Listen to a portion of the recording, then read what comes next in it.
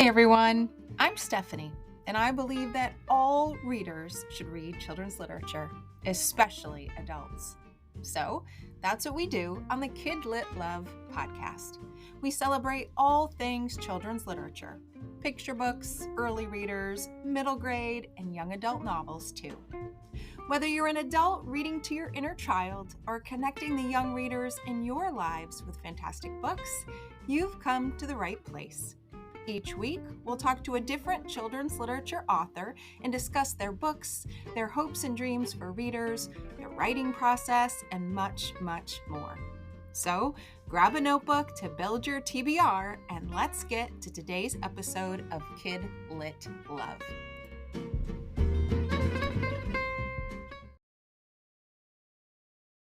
Hey everyone, welcome back to another episode of the KidLit Love podcast. I'm Stephanie Affinito, your KidLit loving host, inviting you back to another bookish conversation with a children's literature author. Today, I'm talking with DK Ryland about her newest picture book. Have you seen my acorn?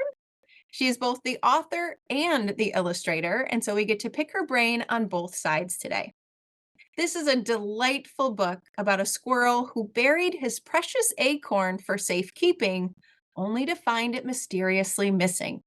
Readers will join the hunt to help Squirrel find it, likely laughing a lot along the way.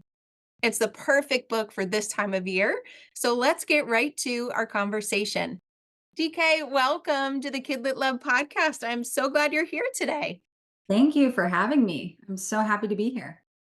Oh, the pleasure is all mine. Your picture book, at least this newest one we're talking about today, it's truly an LOL, kind of let's laugh and have fun kind of a reading experience. And I can't wait to talk to you about both sides, both the writing and the illustrations. But before we get there, I would love to give you a couple of moments to just introduce yourself to future readers, current listeners, and tell us a little bit about your journey to children's literature.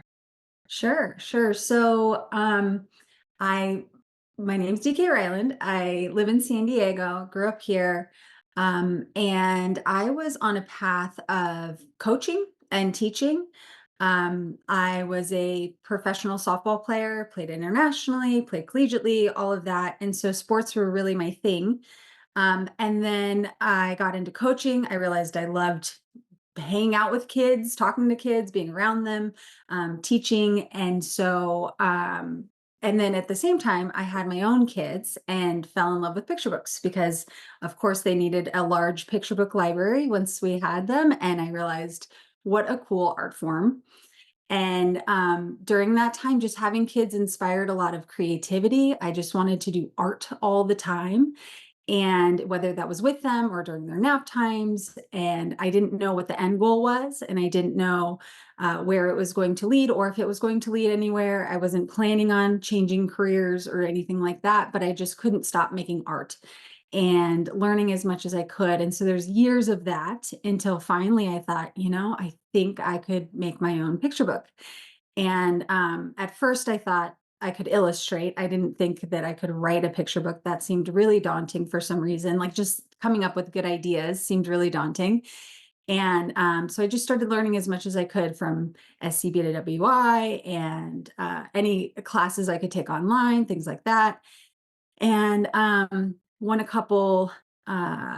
a couple contests, and got some critique groups until finally it just all started coming together. But it was, quite a few years of it just kind of snowballing until it became what it became, and until I had enough belief in myself that I could actually do that. So, and then here I am now. So, yep. Wow. I find that so interesting that, when I look at your book and I look at the words, yes, but especially when I look at these illustrations, I just have that assumption that you must have been doing art since you were, wee high. And I love that this was something that actually came a little bit later and was simply because you loved it. It sounds like you immersed yourself in the process. You loved it. You have kiddos. They are such good reminders to just do things that are fun that you love for no reason at all.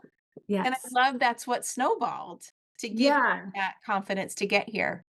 Yeah, that was exactly it. That all of a sudden when you have kids, you want them to do things that they love and they enjoy and just for the joy of it. And so I'm like, well, why am I not doing that as well? Or, and so getting that permission basically, because I would give them that same advice or that same outlet. Yeah. Oh, I Mhm. love that. Kids give us a lot of things, but I never quite thought of the permission slips they give us. Yeah, I love that. totally. Now, I know we're here to talk about Have You Seen My Acorn, but would you tell us a little bit about your first book first? I would love to get a little sneak peek into that before we get to your newest. Yeah. So my first book is called Giraffe is Too Tall for This Book. And it's about six animal friends who are in a book. It's very meta, and Giraffe is too tall. And so they're spending the book trying to figure out how to get Giraffe to fit in the book. And they eventually, come up with a solution. But it's very fun and it's very interactive. And it's very, it, once I was done with it and all the themes start coming out, I'm like, oh, it's all about teamwork. It's basically my sports life and what I've learned about just working with other people towards a goal. So what I want to pick your brain a little bit, the way you said that. So the themes kind of emerged after. When They you come up with an idea or you kind of jump in, how is your process, especially being both author and illustrator? Yeah, yeah. So usually it comes as well, well, for Giraffe is Too Tall for this book, and for every other book I think I've written, it's come as a visual, like a illustration in my head. So seeing a giraffe that was too tall, like peeking down into the page, that was the visual. And so then I built the story around that. Yeah. And usually it's more about finding the plot and the story, and then the themes come out after. And sometimes they're on accident, and sometimes it's like, okay, what am I actually trying to say here? And then I have to pull it out a little bit more. But usually it's the visual and then this actual story, and then the themes come after that. And from there. You Mhm. also said fun and interactive for this Yeah. first book, and I would say fun and interactive is a theme that you're carrying over to this book as well, because this is a book where whether you're an adult or a child, you are leaning in. The expressions, the faces of these characters and kind of that inside knowledge that the reader is figuring out, it does feel so interactive, like you are in on a secret, with Squirrel, and so I feel like that must be a fun theme that you have threaded through your work in general. Yeah, I think when I think about the books that I loved as a kid and the books that I love to read now, I love funny and I love fun and I love books that can start a conversation. Yeah. And sometimes I think when something's fun and engaging, it's going to spark that conversation because we're excited to talk about it and interact with it. And there are quite a few books that are like mentor text that I love to read as an adult because it's like, I know what's happening as the reader and the main character doesn't, and that's so much fun, and it's so much fun to see kids react to that and, like, talk to the main character, like, they can hear them, and yeah, it's just kind of a wild, fun, silly read out loud. Yeah. And Mhm. we'll listeners, I promise we'll tell you what Have You Seen My Acorn is about in just a moment, but that was what I was thinking. As I read this, I read it with my adult hat on, my inner child hat on, but also my educator hat. And I thought, what a beautiful text. Number one, it just spark some really fun conversation. Number two, the amount of inferring and deeper thinking that you need. I don't want to say need, that just happens as a result of looking at the pictures and absorbing this story. There is so much that we could do as educators around discussing and thinking and comprehension, and then passing the pen over to them, to spark something. So my educator hat was on and just going crazy with this book. Good, good, I'm so glad to hear that that's kind of the goal, so that's Yeah. great. So listeners a little preview of it. Actually, first, before you do that, let me ask you if your first book came to you as an image and came from Mhm. there, how did Have You Seen My Acorn come to you? Yeah, that's it. I wrote it out first. So I always have some visual in my mind, but it was text first on this one. And I think it was I really wanted a book where the reader knew something that the characters or the character didn't. And Yeah. so I started with that concept and then built around from there. Yeah. Yeah. That's my favorite part of the book.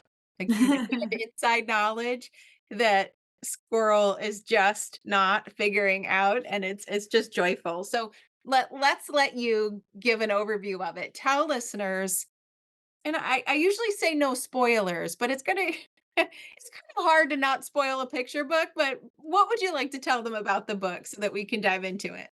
Yeah. So it's a very silly book about a very silly squirrel who has buried an acorn and now cannot find it, has been looking, can't find it. And so he goes around and asks his woodland friends if they have taken his acorn, and they're in almost every picture there's a sapling that's growing that is clearly squirrel's acorn, and we know that as the reader, and his friends know that because they're trying to tell him, but he keeps interrupting them and moving on and not listening and asking the next character.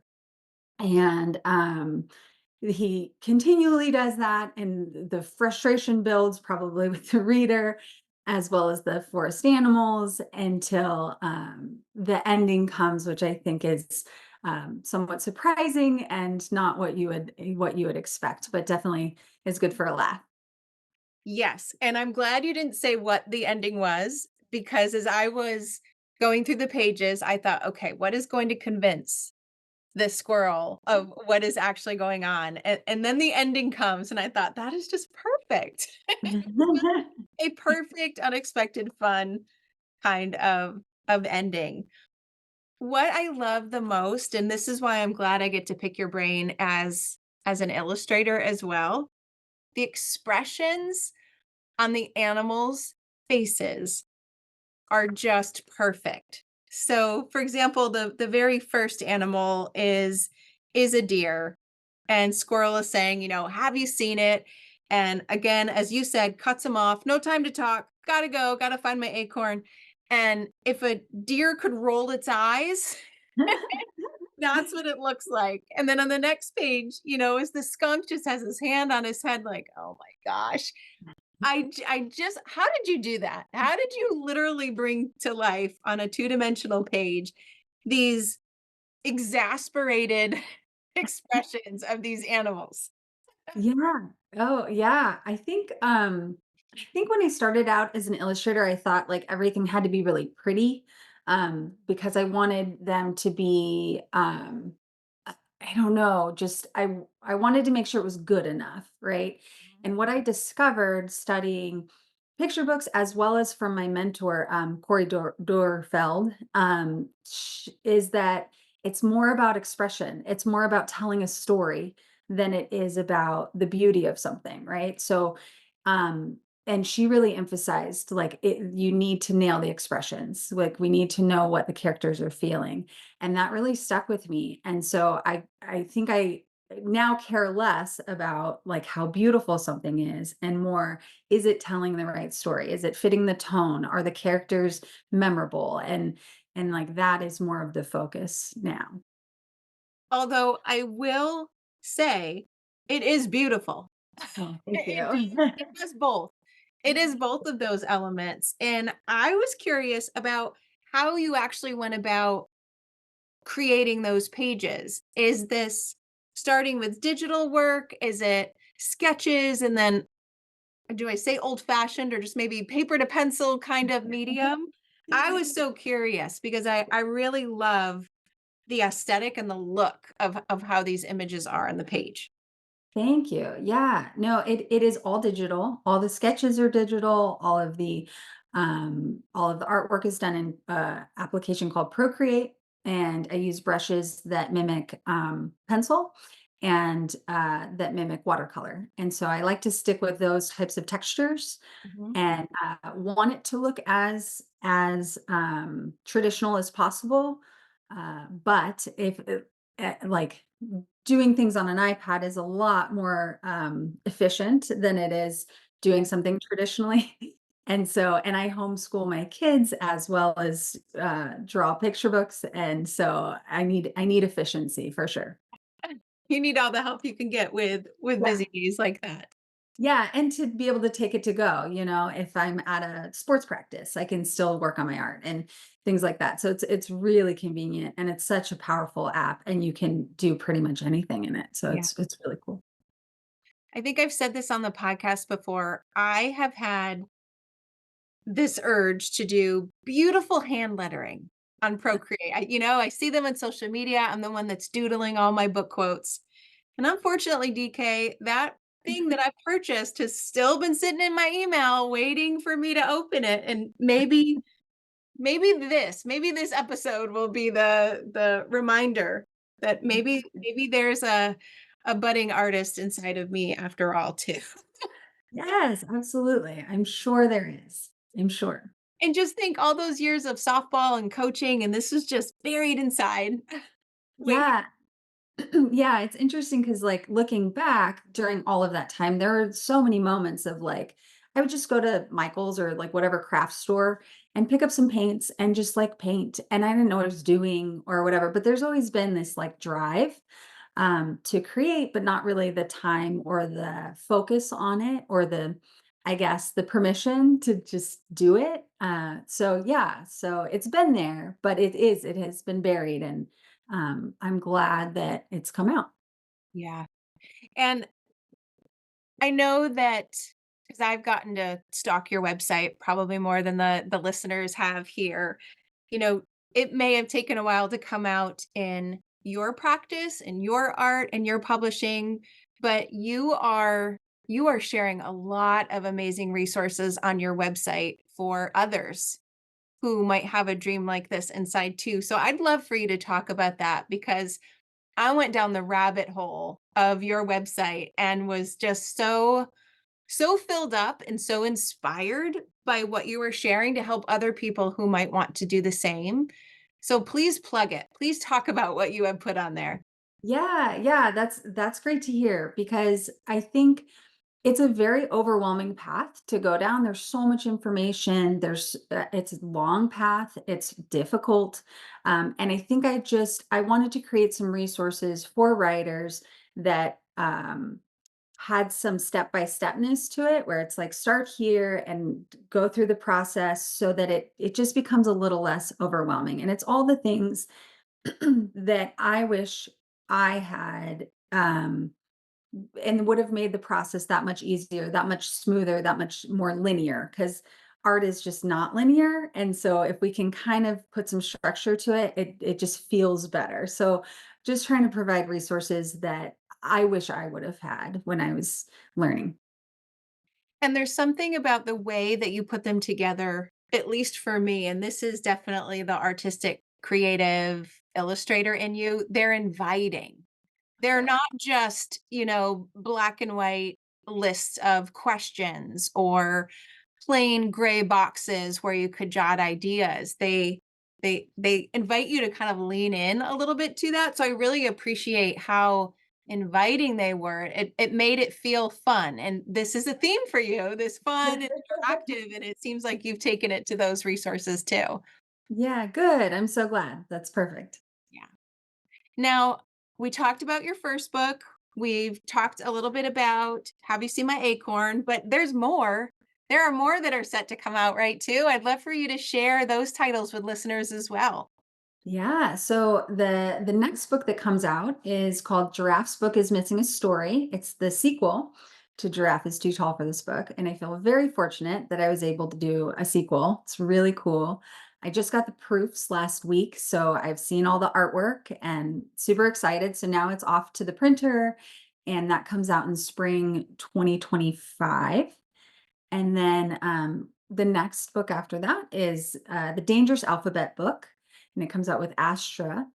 And I am currently working on the final artwork for that. So, and that comes out in fall 2025. You're busy. Yeah. Yes. It's interesting because the timelines are so long and so drawn out that right now I'm working on something for a year from now, and the things in between are already done. And then I'm also writing new books that we're trying to sell. And so it's just always, always moving, but we're always what you see publicly is probably done like 2 years ago, you know? Yes. Yeah. That has been a fascinating little nugget that I have figured out in the podcast is learning more about these timelines and the behind the scenes work that goes into going from the story idea, which for some authors and illustrators, and as with you, that can take a while just to get it to a place where it's ready.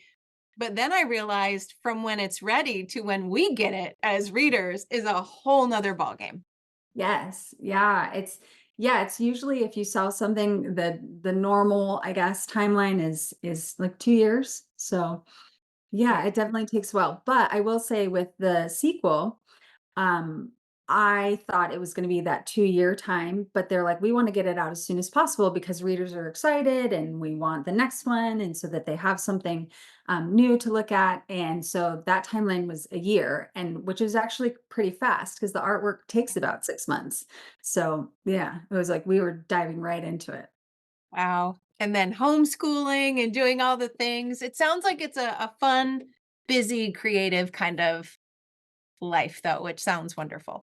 Yeah, thank you. Thank you. Yeah, we've built this like really cool life that's just centered around our family and also being our lives, me and my husband, because he also works from home. We're able to really eh, tailor our work and our life to our family and what we want, as opposed to, the reverse. So we feel really fortunate to be able to do that. Yeah, that is a beautiful gift. For Yeah. sure. So, in thinking about all of your books, the two that we know about or and can actually read, and the ones that are coming in the future, what is your hope for readers who pick up one of your books? What would you like them to experience or be left with as they turn that last page? Yeah. I think I wanna give back what reading gave me as a kid, and I loved funny books. I loved books that made me think, "Oh my gosh, how did I not see that coming? That's so clever, that's so fun," and make you laugh and make you think, and that it's more about just being funny, but there's, like, depth of thought, and I really, really connected to that and appreciated that as a kid, and I could spend hours just in my room reading books like that, and so that was huge. That was such a like life transforming positive childhood experience. And so if I can give back a little bit of that in some way or be a part of that for someone, that's insane. That's so cool. Yeah. Oh, I can so relate to that because that's why I'm on this end of the Zoom call sharing all of the stories. It goes back to giving back something that gave you so much that you just want to keep passing on and passing on. Yeah, totally. So where can listeners find you online or social media if they want to learn more, grab your books, maybe get a school visit or two? What's the best place? Yeah, so everything is on my website. That's the best place to find me, and that's just dkryland.com. And the social my social media of choice is Instagram. I don't do a ton of social media, but that's where I'm at, and my handle's just DK Ryland. Okay. So I will be sure to put links to your website, your Instagram, and of course the books that we talked about today, at least the ones that are available. Um, the other ones we'll have to just be patient for, and that's okay too. But it was so nice to meet you, to talk about your books, to get the really cool backstory behind them. And I look forward to seeing your next picture books come out. Open invitation here to ever come back and talk about those as they release. Wonderful. Thank you so much for having me. It was a blast. Yeah, thank you. And listeners, thank you for listening to another episode of KidLit Love. And I will see you in the next one.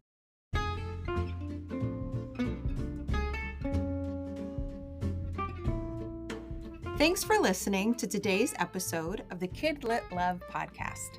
You'll find links to all the books, resources, and ideas mentioned in the show notes at alitlife.com. And if you want more, you might like to listen to my other podcast called Get Literate. It's a podcast that explores all things books and reading, notebooks and writing, and everything in between to build a life you love. One more thing.